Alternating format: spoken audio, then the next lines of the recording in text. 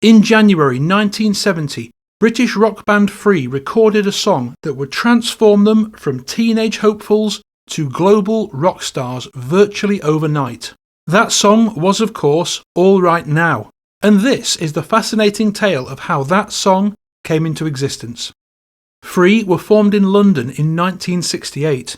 Lead singer Paul Rodgers was 18, so was drummer Simon Kirke, guitarist Paul Kossoff was 17, and bass player Andy Fraser was just 15 at the time. They played together live for the first time in April of that year, and by November they'd been signed to Island Records and had fully recorded their first album, the oddly titled Tons of Sobs.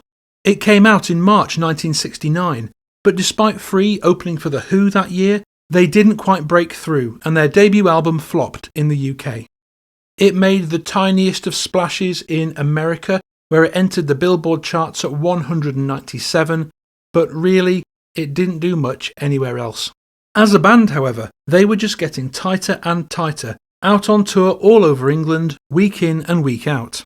Just 7 months later, off the back of constant touring, they put out their second album, the self-titled Free, which was released in October of 1969. But their second album once again, however, completely fell flat in the UK. So, it was back out on the road. Free were a brilliant band, tight and soulful with every band member an accomplished musician.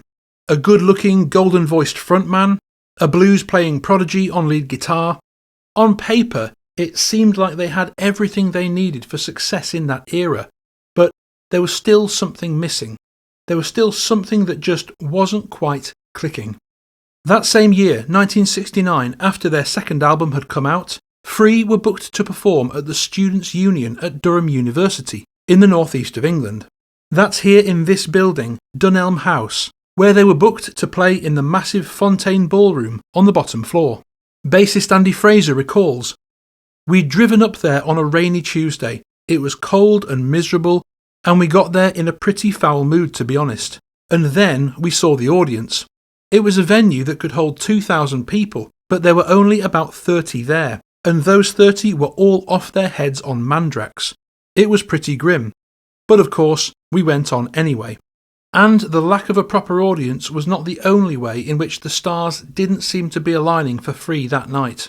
Fraser continues, "Usually we could get up there on stage and it didn't matter who was watching or whether they were getting into it. We'd just play for ourselves basically and have a good time. But this night it just wasn't happening.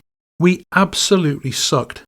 And the audience were too out of it to even notice, which just made it all the more depressing really. At that time, Free's live set genuinely was brilliant, but it was more a set to sit back and listen to, rather than a group of songs that made you want to get up and dance. And of course, the advantage of having a set that includes some bouncing, dancey hits is that it can grab a disinterested audience by the scruff of the neck and draw them in, turning a dead gig into a lively success. However, Free had no such songs in their set at the time. Drummer Simon Kirke says, "We had this kind of medium-paced, loping beat on a lot of our songs. We'd never had a real rabble-rousing song.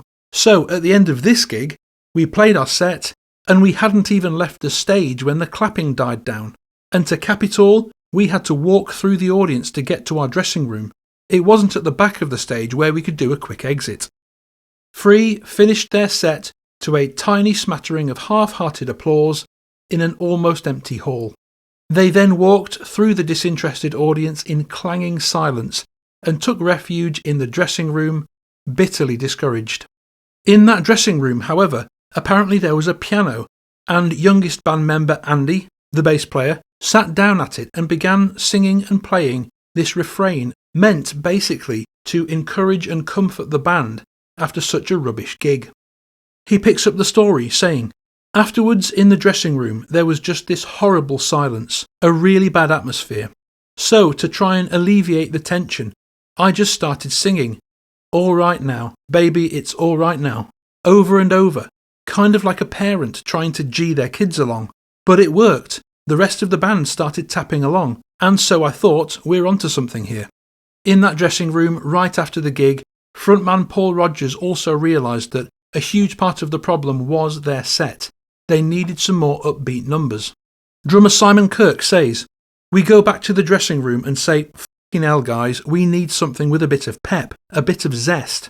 And Andy Fraser in this dressing room started bopping around, "All right now," and we go, "Wow, yeah, that's all right." So that little seed was sown. And then him and Paul Rodgers over the next, I guess, couple of weeks worked on it. Andy continues, "The chords of the song were basically me trying to do my Pete Townsend impression. I actually wrote the riff on piano and then Kossoff transposed the chords to guitar, and he did a hell of a job because that's not always easy. Basically that chorus just wrote itself. The chords took me about 10 to 15 minutes and then Paul came up with the verses while he was waiting for a lift to a gig the next day. And Free, being such a competent band and so experienced live, decided to just debut the song the same day Paul had written the lyrics." Paul wrote the lyrics and the verses really pretty quick. I wrote the lyrics waiting for the band to pick me up one day. I was living in Holborn. And I thought, okay, what do I need? And there she stood in the street, right, smiling from her head to her feet. God, she's a big smile, you know.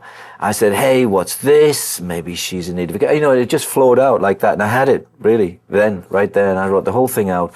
And I think we probably did it that night. And again, we were doing the 245s and we opened with it.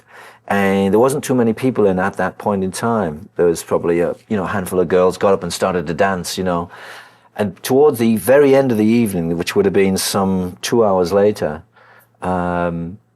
I asked the audience if they had any special requests. And a bunch of people started shouting, "Do that first song you started with." And that's really good for a brand new song. So we did it again.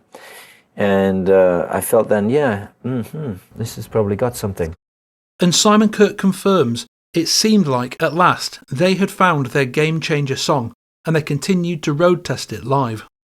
We did it at several shows. It started going down really well. It just changed the whole atmosphere of the gig. And then we came to record it in Basing Street in London, where Island Records had their studio. Free had brought in producers for their first 2 albums, but for this third one, Fire and Water, they self-produced it. And that gave this particular album an incredible sense of freedom, a kind of jam-based vibe that sat perfectly with the times. Apparently in the studio, they just let the song flow. They didn't have a pre-planned song structure as such. It was very loose, it was very jam-based, and very instinctive. It was a lot of fun to play. We couldn't really stop when we were recording it. That's why it went on for nearly 6 minutes. I believe we used take 16 or something like that. And once they'd got the take they believed was the one, they were so stoked that they wanted to get the label boss in to listen immediately. It was pretty late at night and we finished it, and Chris Blackwell, who was the boss of Island Records, had an apartment above the studio. And I believe Paul Rodgers said, "We've got to get him out of bed to listen to this." And we said, "Yeah, come on, let's get him out of bed." So we actually called him up and he came down to the studio and we said, "You have got to hear this." And I'll never forget, at the end of it, he said, "It's the hit." But when Chris Blackwell came in, apparently he wasn't alone, and the company he was in inspired Paul Rodgers to go for one more vocal take. So they recorded it and they were happy with it, and I said, "Just give me one more time." And Chris Blackwell came in with a couple of beautiful girls, and I must admit, it influenced the performance a little bit. So While the band were thrilled with the new recording, they didn't yet realise the potential of what they had just created. However, label boss Chris Blackwell did. "We really thought it was just kind of something light and throwaway. At last we've got an up-tempo song," was all we were thinking. We were very serious boys, you see. We liked to write songs we felt had some kind of depth, whereas All Right Now is just pure fantasy, really. And then Chris Blackwell said he wanted to put it out as a single, and we said, "You have got to be kidding." Well, that was one of the few arguments we had with Chris that he won. And of course, in the long run, he was right. All Right Now came out in the summer of 1970 and broke free through into the mainstream. A tiny review in the magazine Record World simply read, "Dynamite English group lays a hunk of heaviness on your head. We'll establish them once and for all." And that review was correct. Free got to number 4 in the US charts and number 2 in the UK, being just kept off the top spot by Mungo Jerry. Free were now a global name in the rock and roll world, their legacy assured as people went back to the earlier records and discovered that they were brilliant as well. And then, just to ice the cake, 1 year after the deeply disappointing gig that had given birth to the song, Free went back to the Durham Student Union. There were riots there at a Free gig a year after the night their muted reception prompted that creative flurry. With All Right Now catapulting the band to stardom, 2,000 fans stormed the 800 capacity venue, and those unable to get in rioted.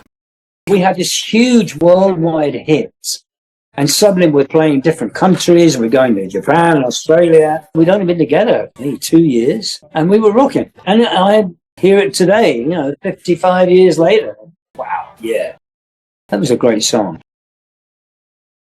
And that's it. A massive thank you as always to all my supporters on Patreon, and if you would like access to exclusive bonus content, behind the scenes and extended cuts, the link is down in the description. Let me know your thoughts down in the comments below. Thank you so much for watching, and as always, I'll see you next time.